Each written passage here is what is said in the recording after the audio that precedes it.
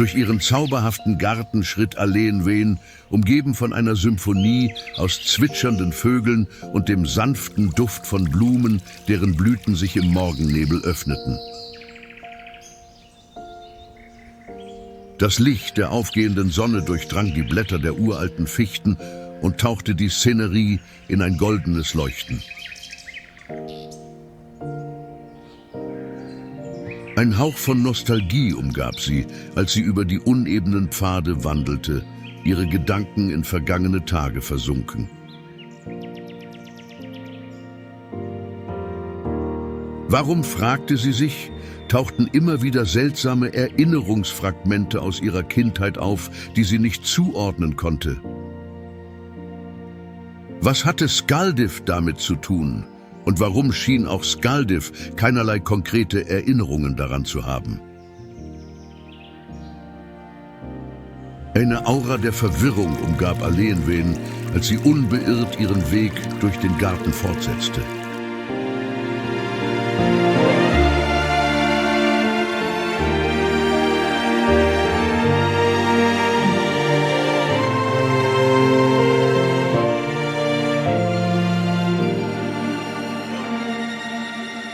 Doch inmitten dieser Verwirrung spürte sie eine unerschütterliche Entschlossenheit, der Wahrheit auf den Grund zu gehen. Alleenwehen war sich bewusst, dass Skaldiv normalerweise überhaupt kein Interesse daran zeigte, ihre Vergangenheit zu ergründen.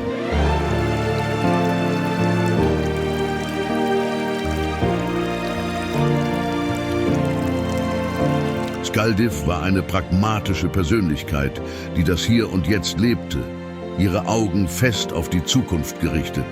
Sie hatte keine Zeit für sentimentale Rückblicke oder das Grübeln über längst vergangene Ereignisse. Trotzdem verspürte Alleenwehen den Drang, Skaldiv davon zu überzeugen, dass es von entscheidender Bedeutung war, sich mit ihren vergangenen Erinnerungen auseinanderzusetzen. Denn für Alleenwehen waren diese Erinnerungen wie verborgene Schlüssel zu einem verschlossenen Schatz. Und sie konnte einfach nicht ignorieren, was sie möglicherweise enthüllen könnten. Mit einem festen Entschluss im Herzen machte sich Alleenwehen auf den Weg zu Skaldiv. Jeder Schritt durch den Garten schien ihre Entschlossenheit zu verstärken, während die Sonne langsam über den Horizont stieg und die Schatten der Vergangenheit sich langsam in den Tiefen des Gartens zu regen schienen.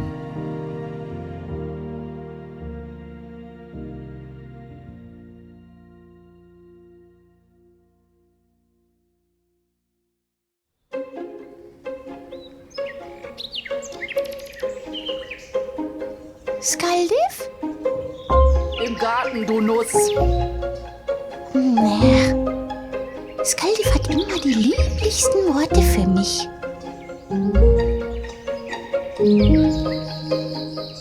Hallo Skaldi, na, bist du schon wieder fleißig? Jo, ich bin ja nicht so ein verwöhntes Prinzesschen wie so manch andere. Ach Skaldiv, immer musst du mich foppen. Aha, Foppen, so. Was willst du denn jetzt schon wieder? Sag mal Skaldi, hast du nicht auch ein paar Tagträume oder Erinnerungen über uns? Plagen dich nicht die Gedanken aus früherer Zeit? Ja und nö, aber ist mir doch egal. Ich will gar nicht wissen, was wir beide schon mal erlebt haben. Das kann nur ein schlechter Albtraum sein.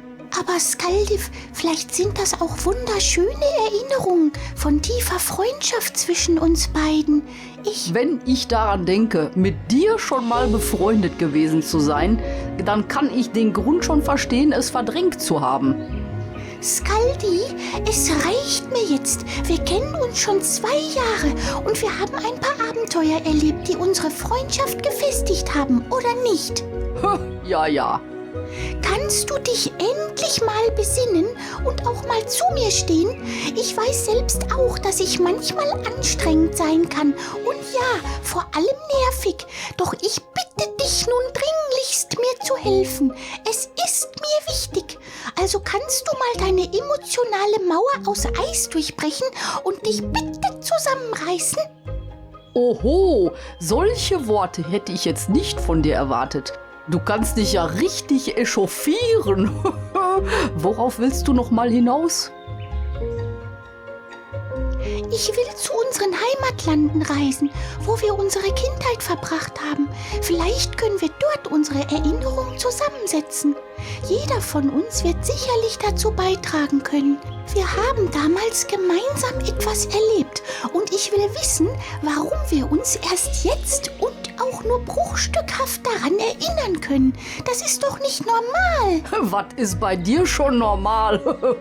Ich habe kein großes Bedürfnis, nach Hause zu kommen und in alten Klamottenkisten nach uraltem Scheiß zu buddeln. Mir geht's gut. Punkt. Eben nicht. Du säufst wie ein Loch und mauerst deine Gefühle ein, bist ruppig und hast große Probleme, dich zu binden. Das muss dir doch zu denken geben.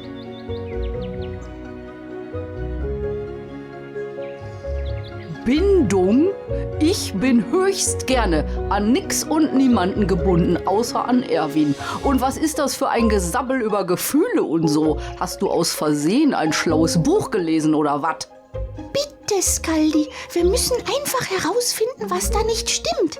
Wenn du so entspannt und angeblich total zufrieden bist, wird dir doch eine kleine Reise nach Hause wohl kaum etwas ausmachen, oder? Nö, Quatsch. Ich bin gelassen wie eine Grubenziege im tiefsten Erzlager des Erebor. Na gut, dann wird das ja der reinste Spaß, wenn du so gelassen bist. Mach dich einfach reisefertig und morgen geht es auf nach Hause. Zu den Elben auch? Dann nehme ich mir nämlich noch ordentlich Proviant mit, also Schnapsbier. Von der wässrigen Traubenplörre da merkt man ja nix im Schädel. Ja, Punkt. Wir reisen morgen ab. Ich werde meiner Mama einen Brief schreiben und sie bitten, uns dort zu treffen. Also pack deine Sachen zusammen. Ich freue mich. Na so eine Scheiße, verdammte Axt doch mal. Und so wurde besiegelt, dass sie sich am nächsten Morgen auf die Reise machen würden, um nach Erinnerungen zu suchen, die sich vielleicht zusammensetzen ließen. Elenwen machte sich gleich daran, einen Brief an ihre Mutter Farondis zu schreiben. Nachdem sie den Brief sorgfältig versiegelt und abgeschickt hatte, spürte sie eine verwirrende Mischung aus kindlicher Vorfreude auf ihre Mutter und eine vage Angst vor dem, was noch im Verborgenen lag. Die Nacht senkte sich über das Land, als Farondis den Brief erhielt.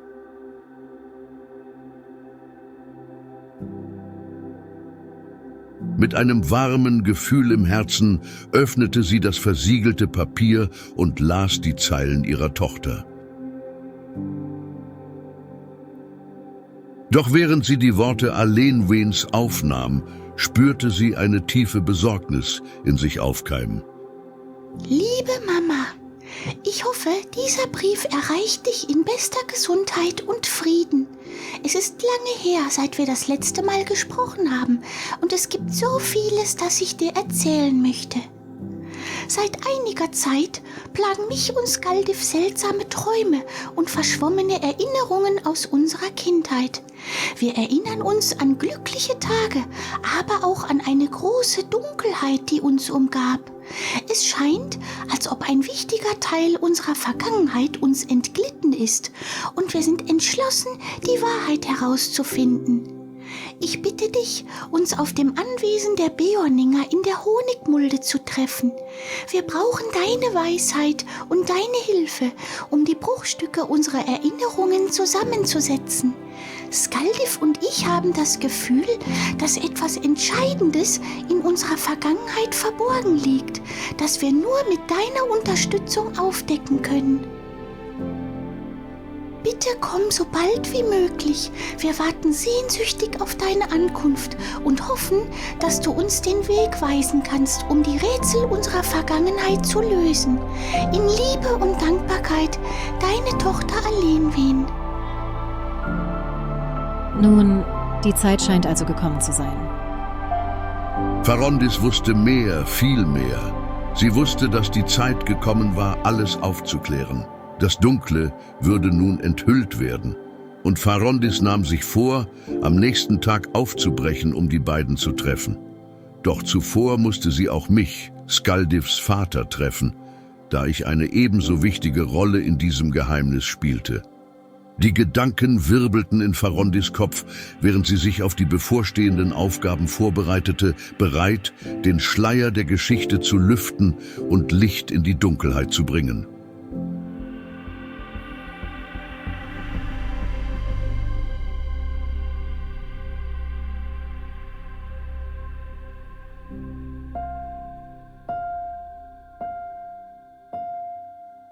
Elenwen und Skaldif brachen früh am nächsten Morgen auf. Ihre Reise führte sie durch dichte Wälder und über weite Ebenen, immer begleitet von den sanften Klängen der Natur und dem Zwitschern der Vögel. Die beiden Freundinnen sprachen wenig, denn jede von ihnen war in Gedanken vertieft und versuchte, die Bruchstücke ihrer Kindheitserinnerungen zu sortieren. Die sonst so fröhliche Elbin verstummte und blieb selbst während einer Rast in Schweigen versunken. Skaldif hingegen nahm es sich nicht so zu Herzen, doch ein Hauch von Besorgnis über das, was in den nächsten Tagen ans Licht kommen würde, beschlich auch sie.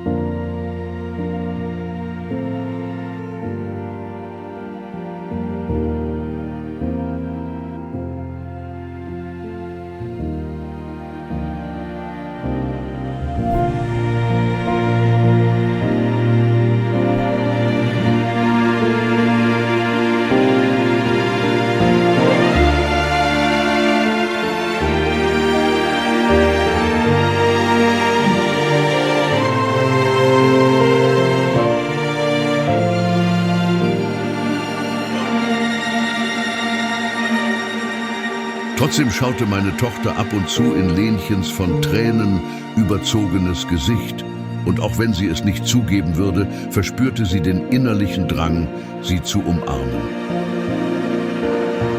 And we know the change will surely come.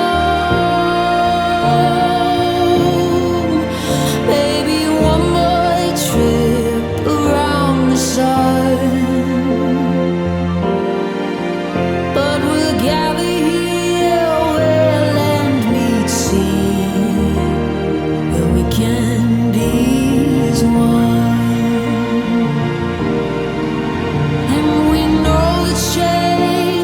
Change will surely come.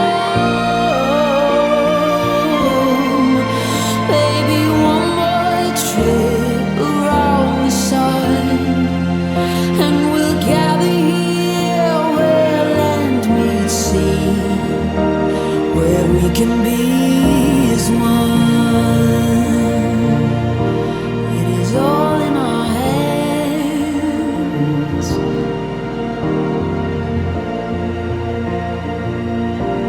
This life of time, we can be, is all in our hands, it is all in our hands.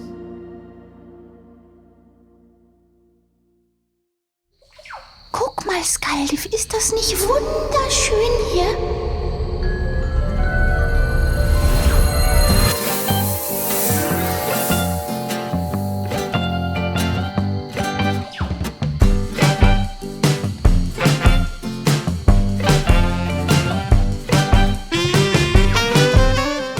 So, mein Pfötchen.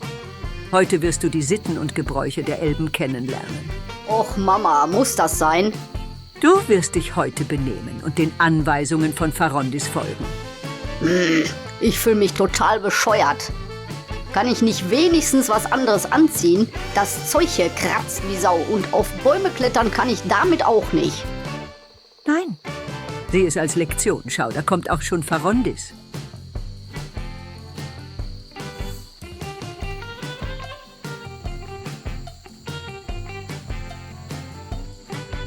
Farondis. Seid gegrüßt, Wemara. Und du bist also die kleine Skaldif? Ich bin schon ganz groß und eine Kriegerin.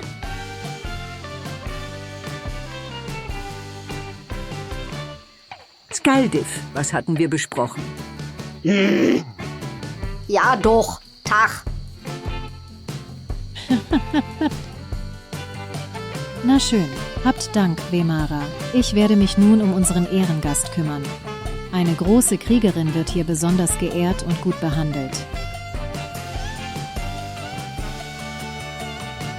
Eine wunderbare Idee von Tador, unsere Töchter zusammenzuführen und ihnen unsere Kulturen näher zu bringen.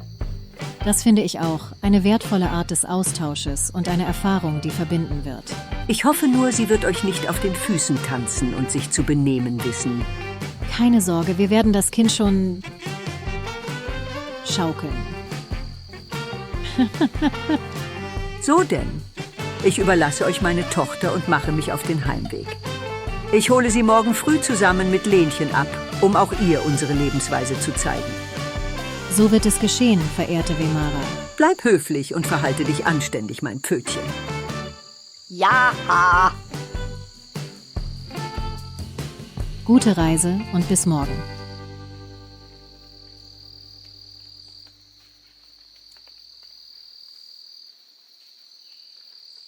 Verehrte Kriegerin, wollt ihr mir folgen?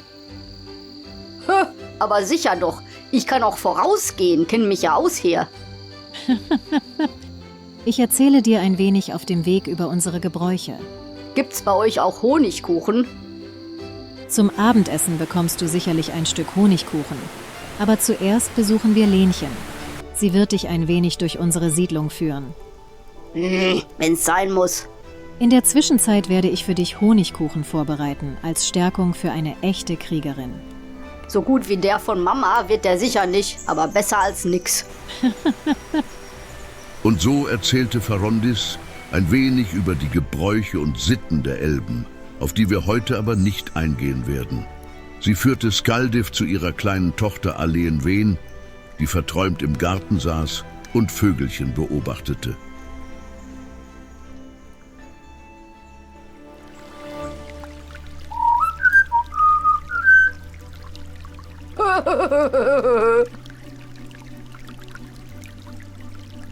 Ja, Mama? Lenchen, komm bitte mal zu uns.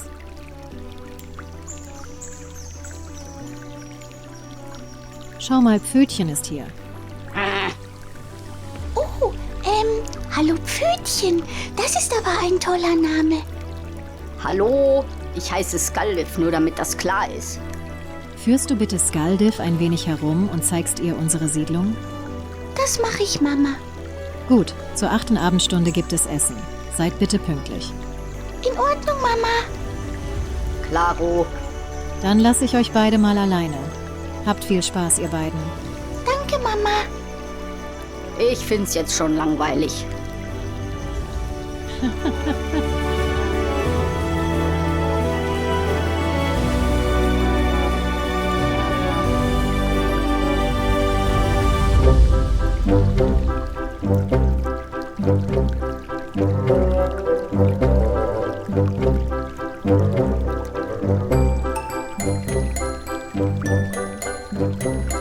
Ich freue mich so, dass du uns besuchst. Soll ich dir mal mein Zuhause zeigen?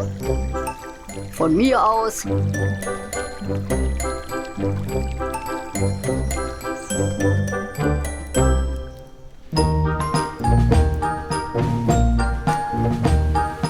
Ich kann dir nur gleich sagen, das Dach ist kaputt.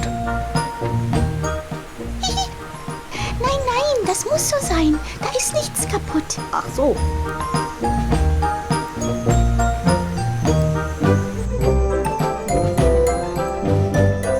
Die Lampen hier sehen ja aus wie Blumen. Gefällt mir. Der Rest ist ganz schön düster. Oh ja, die finde ich auch wunderschön. Ich mag Blumen sehr.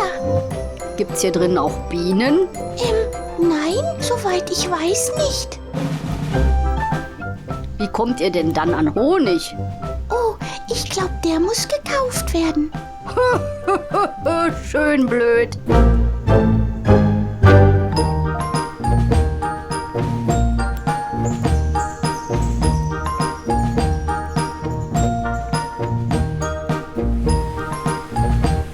Ha, da schwimmt ein dicker Fisch. Den hole ich raus. Nein, nicht doch. Da darf man nicht rein und schon gar nicht den Fisch. Oje, oje, oje. Kannst du etwa nicht schwimmen? Doch, aber das ist doch verboten. Warum das denn? Das weiß ich auch nicht. Na dann hopp. Ist das kalt?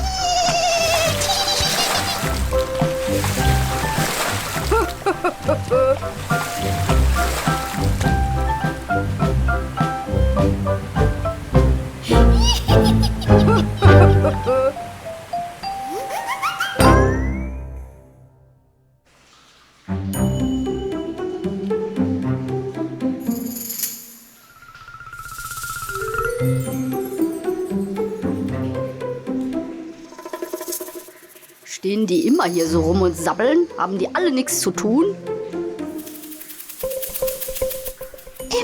Ich glaube, die führen ganz schlaue Gespräche und so. Aha, na mal sehen. Tag, um was geht's?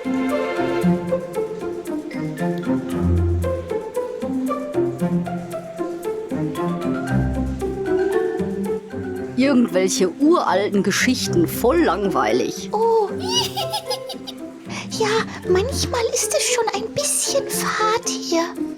Kannst einem ja richtig leid tun. Bei mir ist immer was los. Ich bin den ganzen Tag draußen. Da bin ich auch am liebsten. Aber Mama hat gesagt, heute nicht mehr raus. Ich soll dir alles hier drinnen zeigen. Ich muss manchmal warten, bis ich überhaupt rein darf. Bestimmt, weil ich Mama immer so auf die Nerven gehe.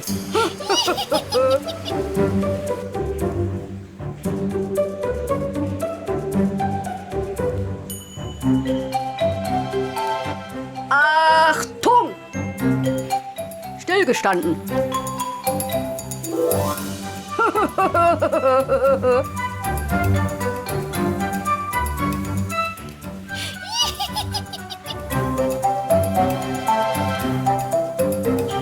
Gegen wen kämpfen die denn hier so meistens? Kämpfen? Wie? Warum kämpfen? Ja, die stehen doch hier als Wachposten, oder nicht? Also ich glaube, das ist mehr so als Verzierung, weil es halt schön aussieht, wenn die da so... Was? Den ganzen Tag rumstehen und Wache spielen und da gibt's gar nichts zu verkloppen? Wie bescheuert.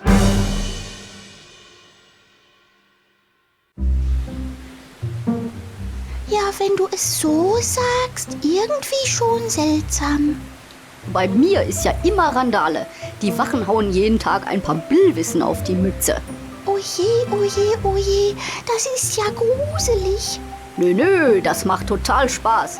Wir wetten immer, wer die meisten verscheucht und meistens gewinne ich. Du bist ganz schön mutig. Ja klar, ich bin ein Beorninger. Echt toll. Finde ich auch. Jetzt müssen wir ganz artig sein und einmal knicksen. Da oben ist nämlich unser König. Ein echter König? Was kann denn der so besonders gut, wenn er König ist? Wie? Was besonders können? Ah, der muss doch irgendwas Tolles drauf haben, wenn er der König ist. Ich weiß es nicht. Irgendwas bestimmt. Du weißt insgesamt nicht so richtig viel, kann das sein? Gar nicht wahr. Mein Papa sagt, ich bin schlau und weiß schon eine Menge.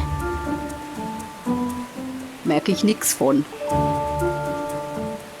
Du bist ganz schön gemein, weißt du das? Hä? Ich sag doch nur die Wahrheit.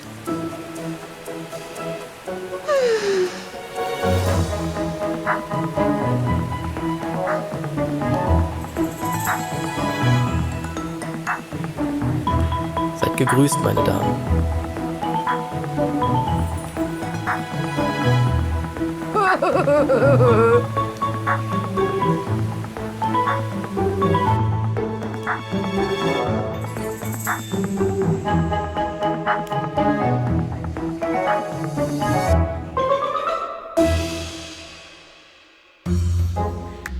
Mann, oh Mann, oh Mann. Ihr habt ja langweilige Pflanzen hier unten. Wieso denn langweilig? Na, nix richtig Buntes und keine Bienen, die hier rumsausen und nix. Ist das bei dir zu Hause anders? Ja, sicher. Da wimmelt's und brumselt's und summt's überall und du kannst vor lauter bunten Blumen gar nichts anderes mehr sehen. Das klingt ja unglaublich. Das würde ich gerne mal sehen. Ja, klasse, dann komm, wir hauen ab und ich zeig dir alles. Was? Aber nein, das geht doch nicht. Es gibt doch gleich Abendessen und ich darf nicht mehr raus. Ach ja, Honigkuchen, stimmt. Ich muss dir noch was Tolles zeigen. Das schaffen wir noch vor dem Essen. Noch was Tolles? Bisher war gar nichts toll. Da bin ich ja wahnsinnig gespannt. Da darf ich eigentlich nicht rein. Aber wir schleichen uns einfach mal durch.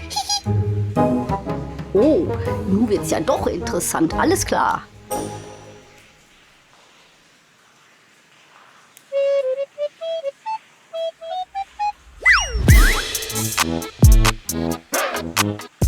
Das ist unser Weinkeller. Da lagern die besten Weine.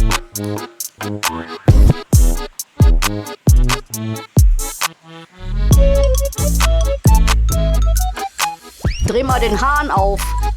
Oh je, nein, das darf man doch nicht. Nur ganz kurz, Mann, sei nicht so ein Schisser immer.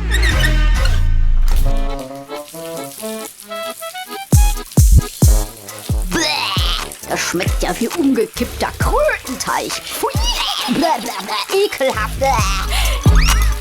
Ach du Schreck. Was? Wie? Wo? Na, ihr zwei, was macht ihr denn hier? Also, Wir haben uns verlaufen. ja, genau so war das. Wir wollten gerade nach dem Ausgang fragen. Ja. So. Na, dann nehme ich euch gleich mal mit. Das Essen ist fertig. Klasse, ab Kohldampf.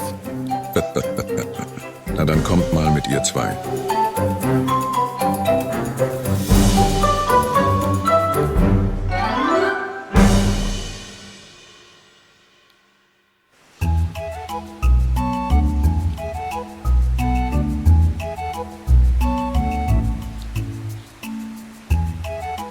Setzt euch, Kinder. Einen schönen Abend, meine Liebe. Schön, dich zu sehen, mein Liebster.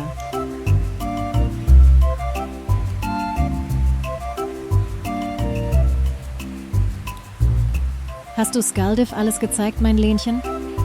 Oh ja, wir haben uns alles Mögliche angeguckt. Und wir waren nicht im Teich und auch nicht im Weinkeller.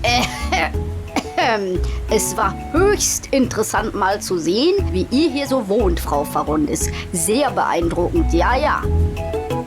Das freut mich. Vielen Dank für das Kompliment, Skaldiv. Ja, genau. Aber halt auch ein bisschen fad. Also das hat Skaldiv gesagt. Sag mal, Nun ja, das glaube ich gerne, Fräulein Skaldiv. Im Vergleich zum Leben eines Beorningers ist es doch recht, ich möchte sagen, häuslich hier bei uns. häuslich, ja, so kann man das auch nennen. Hier ist ja eigentlich gar nichts los. So ist es, wertes Fräulein Skaldiv. Deswegen gehe ich mit Lenchen auch so oft wie möglich in den Wald, um die Natur zu entdecken. Darin seid ihr sicher Expertin. Oh ja, ganz genau. Ich bin eigentlich immer draußen und mache so dies und das. Am liebsten Billwisse verjagen und kämpfen üben und Honig stibitzen. Das klingt deutlich spannender als das Leben eines Elbenkindes, oh ja. Und es bleibt natürlich unter uns, das mit dem Stibitzen. Ja, besser wär's, weil wenn Mama das rausfindet, oha, die ist nämlich ganz schön streng. Alles, was hier gesprochen wird, verlässt diese Räumlichkeiten nicht. Deine Mutter kann stolz auf dich sein, Skaldiv. Du bist sehr selbstständig und mutig. Ja, oder? Mama findet mich immer nur frech und unhöflich und meckert oft rum. Und nie gibt's Honigkuchen. Dann sollten wir das schleunigst ändern. Hier bitte, Kinder, greift zu. Der ganze Honigkuchen ist nur für euch.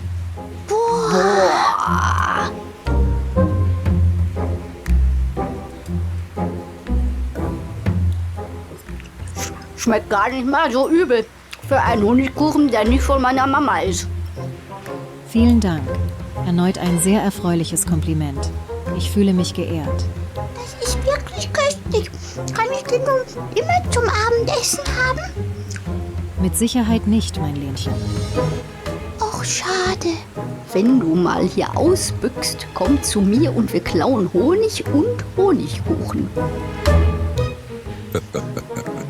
Wir haben durchaus gute Ohren, Fräulein Skaldiff. Das solltet ihr vielleicht wissen, wenn ihr derlei Geschichten ausheckt.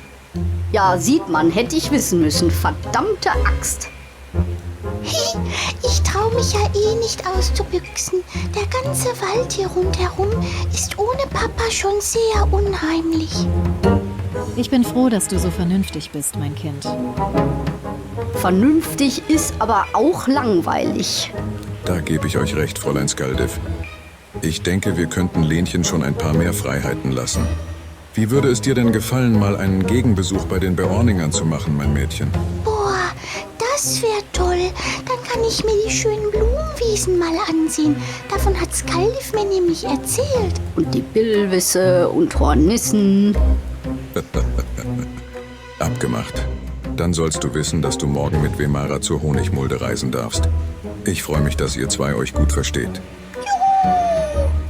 Oh ja, oh ja, oh ja. Ich habe endlich eine Freundin und darf sie auch besuchen. Lalalala. Naja. Ich denke, mit euch als Begleitung ist unser Lenchen in den besten Händen, Fräulein Skaldiff. Jau, das wird lustig. Übrigens, der Honigkuchen ist alle. Das heißt nur bestimmt ab ins Bett, oder? So ist es, wertes Fräulein Skaldiff. Ist ja wie bei Mama. So, Kinder, macht euch bitte fertig.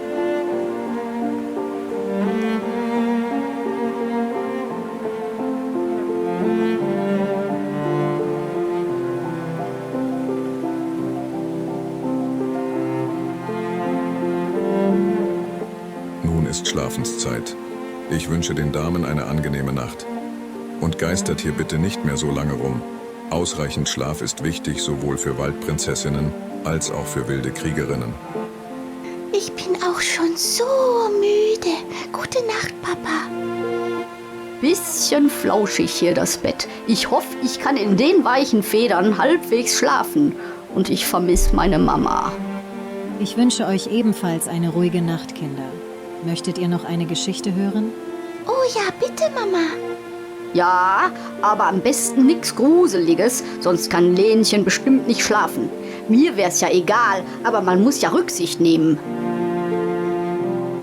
Also gut, die Geschichte vom goldenen Honigtopf.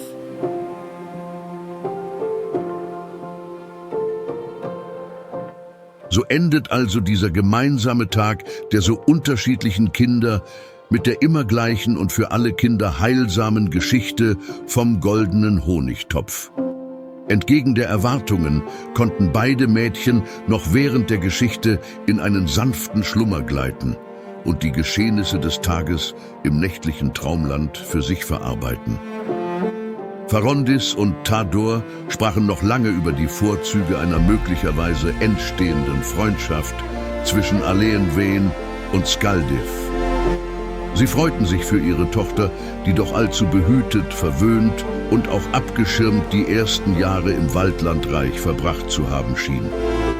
Die besorgte Farondis wurde von den klugen Worten ihres Mannes besänftigt und stimmte seinem Impuls, etwas mehr Abenteuer in das Leben ihrer Tochter zu lassen, bedächtig zu.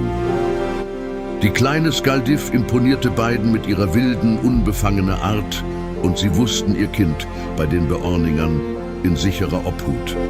So können wir gespannt sein auf das nächste Abenteuer der beiden Mädchen.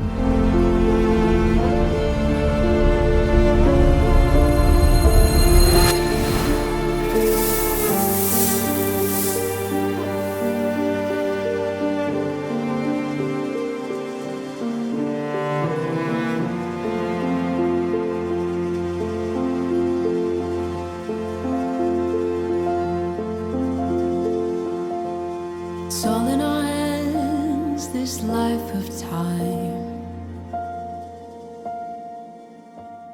that's given to us all. It gathers round each night, each morn. We watch it pass and grow. It is all in our hands, it is all in our hands.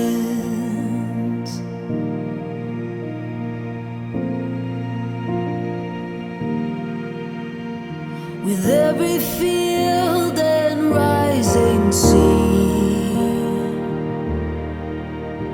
can hear the sounds of all, and with every change we'll always be where hope's not lost but found. It is all in our hands, it is all in our hands.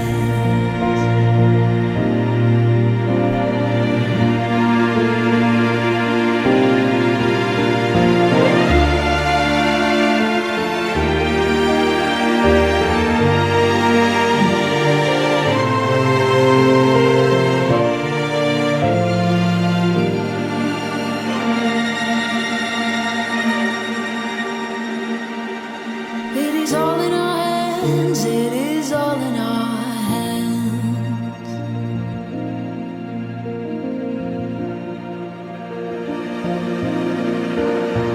And we know the change will surely come. Maybe one more trip around the sun. But we'll gather here where land meets sea, where we can be as one. And we know the change will surely come. Maybe one more trip around the sun, and we'll gather here where land meets sea, where we can be as one. It is all in our hands.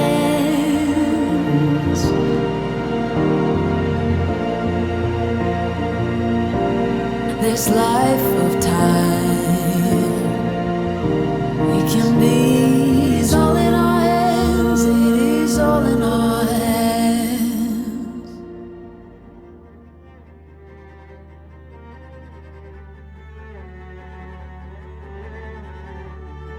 Und ihr? Ab sofort könnt ihr über uns alle mehr erfahren.